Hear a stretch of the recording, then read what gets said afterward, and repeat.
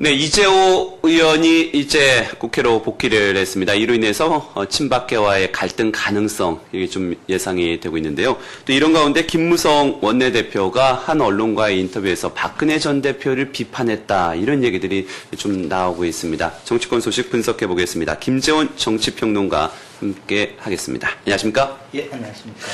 우선 이재호 의원이 이제 뭐 왕의 남자다 이런 표현까지 있는데 귀환을 좀 했습니다. 좀 여권 내에서 권력 지형이 좀 변화 가능성이 있을까요?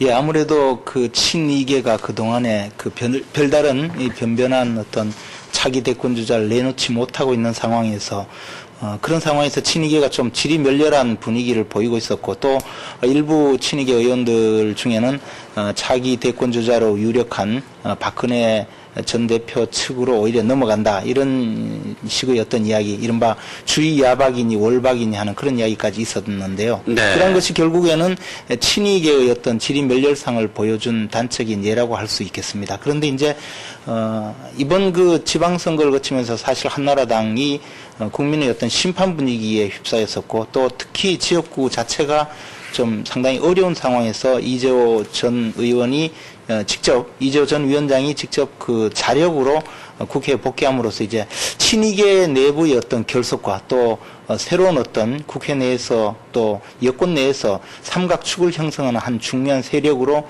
복귀하는 것이 아닌가 그렇게 보여집니다. 사실상 친박계에서는 이재호 의원이죠. 이재호 의원을 경계한 것도 사실 아니겠습니까? 사실상 봤을 때 박근혜 전 대표와의 그동안에 좀 대척점에 서 있었다 이런 얘기들이 좀 많이 있었는데 어떻게 보십니까? 그랬었죠. 지난 그 역사를 돌이켜 본다면 네. 2004년 그 17대 국회의원 선거에서 사실 한나라당이 당시 탄핵 사건과 또 차떼기 그 네. 사건으로 그 부정한 그 정치자금을 많이 받은 그런 사건으로 당이 존폐위기에 처해 있었고요.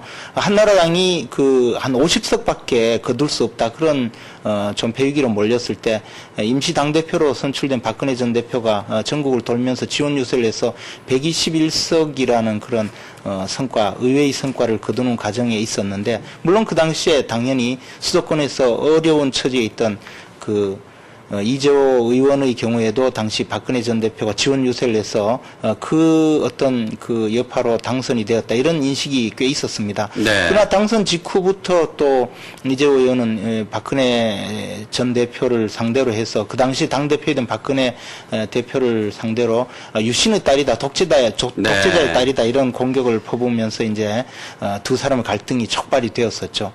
이후에 그 어떤 지금 행정중심 복합도시 즉 세종시 국면으로 가면서 또 이재호 의원은 박근혜 전 대표를 그 당대표에서 직접 그 이 일을 추진하던 세종시 문제를 추진하던 박근혜 대표를 상대로 공격을 했었고 이후에 그 원내대표에 선출된 이재호 의원은 박근혜 대표와 상당히 밀월 관계를 가는 듯한 외양을 보였었지만 그때도 여전히 둘 사이 긴장 관계는 끊임없이 있었던 것으로 생각이 됩니다. 지금 말씀하신 것처럼 그 독재자의 딸 어떻게 보면 이재호 의원의 발언에 대해서 이재호 의원과 박근혜 전 대표 간에 좀 서로 간에 화해할 수 없는 지점까지 왔다 이런 얘기들이 좀 많이 있지 않았습니까? 그렇죠. 이번에 이재호 의원이 이제 복귀를 하게 되면서 박근혜 전 대표의 반응과 입지도 좀 궁금한데요.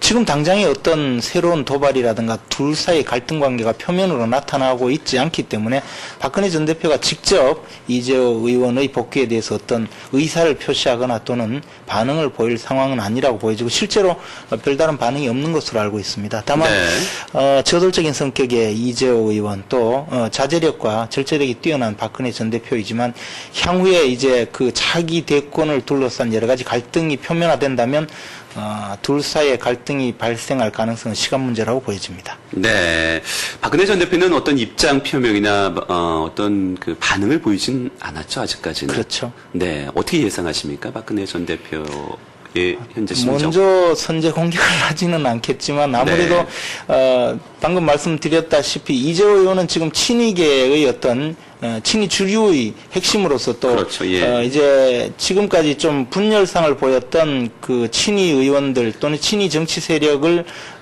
중점적으로 이 결집시키는 역할을 할 가능성이 많습니다. 예. 친이계가 과연 박근혜 전 대표에게 자기 대권 주자로서의 어떤 그 인식을 갖고 있는가 하는 것이 상당히 중요한 시점에 와 있는데요.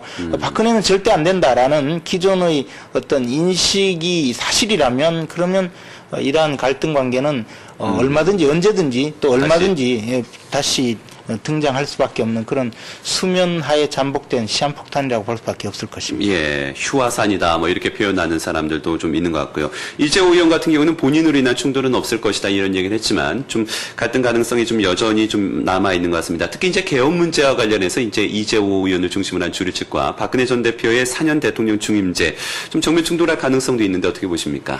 이 개헌 문제도 사실은 정부 형태 내지 통치 구조를 어떻게 구성하느냐라는 단순한 문제가 아니라 그것을 또한 그 권력투쟁의 어떤 이면 내지는 박근혜 전 대표에게 차기 대권을 넘겨줬을 때 권한 행사를 대폭 축소해보자라는 그런 의미로 개헌론이 제기된다면 그것도 또한 똑같은 형태의 권력투쟁의 한 방편으로 흐를 것이 자명하기 때문에 역시 굉장한 형태의 또 갈등의 소지가 될 수 있으리라고 봅니다. 네.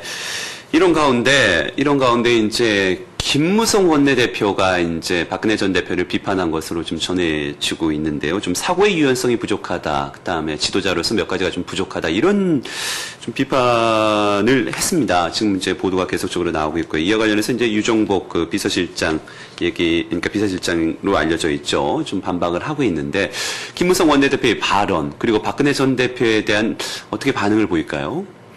일단 김무성 원내대표가 사실 그런 수준의 이야기를 한 것은 뭐 사석에서 그런 이야기를 한 것은 네. 한두 번이 아니죠. 사실 예. 그런 이야기가 많이 흘러다니고 또 그런 이야기를 많이 했던 것으로 알려지고 있고 또 실제로 들은 사람들도 많이 있죠. 그 의견은 보통 뭐 정치인들이 자신이 그 다른 정치 지도자를 보는 눈은 여러 가지 다를 수가 있기 때문에 네. 그 자체의 어떤 뭐 그 판단 자체에는 큰 문제가 없으리라고 보여집니다. 문제는 이제 지금 현재 당 내에서 화합을 부르짖고 있는 이때 네. 과거 친박계 수장이다 내지 좌장이다라고 불려졌던 분이 이런 이야기를 함으로써 또 당내 갈등의 소지를 불러일으키는 것이 아닌가. 예. 또 개인적으로는 박근혜 전 대표는 대통령감이 아니다라고 예. 인식될 수 있는 그런 이야기를 함으로써 결국은 계파 간의 갈등이라든가 오히려, 또는 네. 또는 정치적인 어떤 권력투쟁의 어떤 촉발 문제를 일으키는 것이 아닌가 하는 조금 네. 아쉬움은 있습니다. 시점상으로는 좀 의아할 수밖에 없는 시점이에요. 지금 원내대표고 지도부고 지금 당의 화합을 얘기할 시점에 가장 핵심인 박근혜 전 대표의 비판. 글쎄요. 당에서 어떻게 받아들이고 갈등이 생길지는 잘 모르겠지만 이런 가운데 또 이명박 대통령과 박근혜 전 대표의 회동 가능성이 좀 예정이 돼 있지 않습니까? 지금 뭐 누가 중간에 역할을 하냐 뭐 이런 기사도 지금 나오고 있고요. 시점을 가정해서는 8.15 이후가 될 것이다 그렇게 보이는데 만남 가능성 만난다면은 어떤 대화가 오갈까요?